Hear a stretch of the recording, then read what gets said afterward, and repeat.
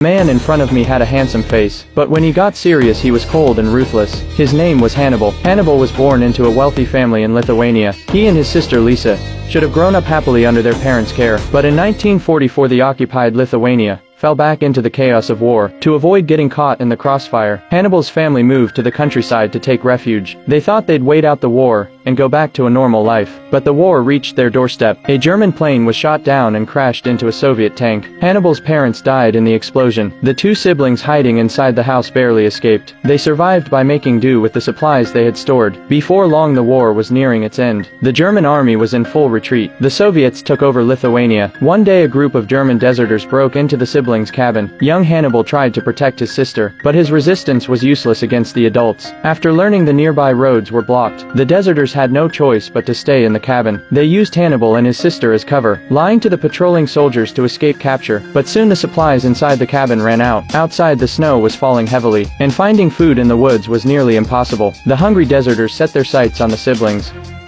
We eat or die.